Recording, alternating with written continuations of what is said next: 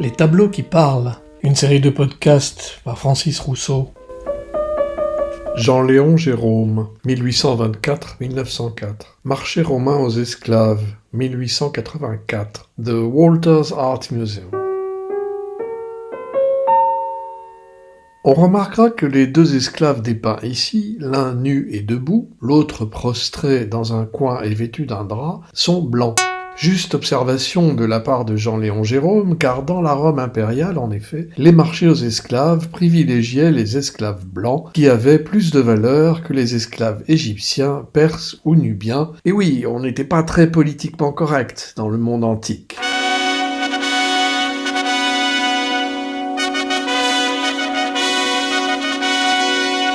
Dans la hiérarchie des charges que les esclaves pouvaient exercer, la plus enviable était les jeux du cirque, où certains esclaves pouvaient devenir de véritables stars, et la pire était sans doute les galères, où l'esclave n'avait aucune chance de s'en sortir. Les esclaves blancs comportaient dans leur rang beaucoup de médecins étrangers ou même des précepteurs grecs. Les jeunes filles, quant à elles, étaient dévouées au service des patriciennes romaines comme dames de compagnie, servantes ou prostituées. Cette dernière attribution n'échappant pas à la condition des hommes non plus d'ailleurs.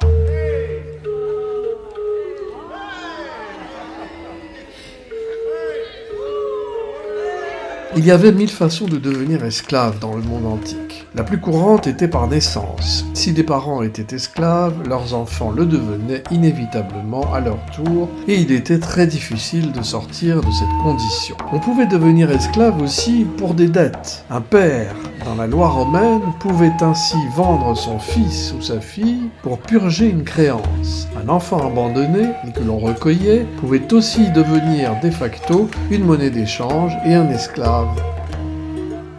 Dans la Rome impériale, il y avait un nombre tout à fait considérable d'esclaves. Les grandes familles riches pouvaient en avoir jusqu'à 500, tandis que l'empereur lui-même pouvait en posséder jusqu'à 20 000.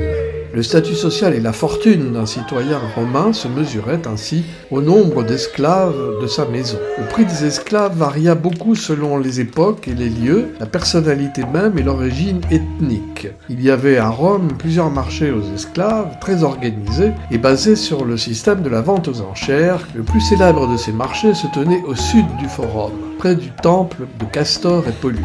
Exposés sur des estrades, le plus souvent nus, les esclaves portaient quelquefois un écriteau qui indiquait leur origine et leur qualité. On ne plaisantait pas avec cela, car un appareil législatif précis et rigoureux encadrait la vente d'esclaves dans l'Empire, et le vendeur se portait garant de l'esclave qu'il vendait. Certains vices ou maladies devaient être déclarés à l'acheteur.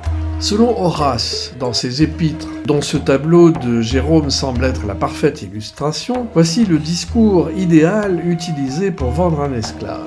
Cet esclave blanc est beau de la tête aux talons. Il est à toi pour 8000 écus. Il est attentif et fidèle au service de son maître, quelque peu instruit dans les lettres grecques et propre à exercer quelque art que ce soit. Tu pourras le modeler comme une argile humide. De plus, bien qu'il chante sans grâce particulière, il n'est pas déplaisant de l'entendre pousser la chansonnette grivoise pendant les orgies. Trop de promesses excitent la défiance. Je me garderai donc de faire trop d'éloges de cet esclave, ne voulant pas que tu penses que je veux en être débarrassé à tout prix. Rien ne presse, et je ne te donnerai pas cet esclave pour rien. Alors, lève la main et donne tes écus sans crainte, si c'est celui-là que tu veux. Traduction de Lecomte de Lille. Un esclave le restait la plupart du temps une vie entière, donc, mais la loi romaine prévoyait qu'il lui soit aussi possible de regagner sa liberté. Le législateur avait même prévu à cet effet une basilique, où se tenaient des sortes de tribunaux d'affranchissage, où les esclaves pouvaient argumenter en vue de leur liberté, et quelquefois, assez rarement il faut dire, l'obtenir. Il faut avouer que les perspectives de retraite dans une vie d'esclave n'étaient pas très enchanteresses. La plupart du temps, lorsqu'ils n'étaient plus utiles ou s'ils étaient malades, les esclaves étaient jetés à la rue sans le moindre égard. La loi prévoyait aussi, pour les maîtres très généreux qui estimaient avoir été bien servis, la possibilité de leur vivant d'affranchir un esclave, ou même une famille entière d'esclaves, et de leur donner une parcelle de terre accompagnée d'une petite somme d'argent, le peculium. Au début de l'Empire, cela arrivait très rarement. Mais à mesure que la doctrine chrétienne pénétra les couches aristocratiques de la société et que de riches patriciennes se convertirent, l'affranchissement des esclaves se généralisa. L'iconographie du XIXe siècle fut fertile en représentation de marché aux esclaves, un thème qui effrayait le bourgeois, mais l'attirait aussi de façon assez trouble. Jean-Léon Gérôme fut le plus prolifique des peintres. En dehors de la toile que nous voyons là, la même année 1884, il peignit 2 autres marchés d'esclaves, féminines en l'occurrence. Le premier dans la Rome antique, le second en Arabie. Il traita aussi de la vente d'esclaves noirs sur un marché d'Arabie au Moyen-Âge, lieu où ce genre de traite naquit.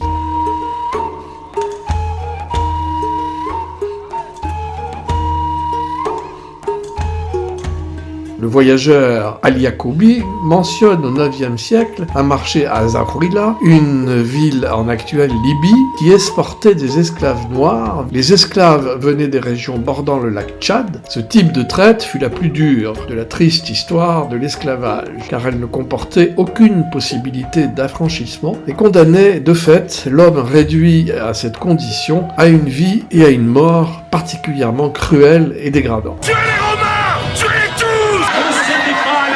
Nous contrôlons la situation. Calmez-vous. Il a essayé de tuer ce fils de pute, mais qu'un animal. On est calmés. Où sont ces foutus gardes? Pourquoi vous restez plantés là? Rassemblez vos hommes. Je vais veiller à ce qu'ils s'occupent bien de vous. Au 1er siècle avant l'ère chrétienne, un certain Spartacus, esclave de son état, qui n'avait pas fini dans les galères, mais dans le cirque comme gladiateur, d'origine thrace, c'est-à-dire aujourd'hui serbo-ukraino-bulgare, fut le tout premier à se révolter de sa condition d'esclave et à entraîner dans son sillage le premier mouvement important de libération. Il faudra attendre après lui 1800 ans pour que l'abolition de l'esclavage et sa condamnation comme pratique criminelle soient reconnues en Occident. En 1794 et 1848 pour la France, en 1833 pour le Royaume-Uni et en 1863 aux États-Unis où l'esclavage était vécu de façon comparable à ce qu'il était à Rome. Fini donc l'esclavage et en route vers un monde de lumière et de bonté? Non. Pas du tout. En Orient, certaines formes d'esclavage persistent encore aujourd'hui en toute impunité. Et en Occident, les migrations de populations aidant, l'esclave a refait surface sous des formes plus sournoises que dans l'Antiquité. L'humanité n'en a visiblement pas terminé avec cette tâche indélébile sur sa relation à elle-même qu'est la mise en esclavage de ses semblables.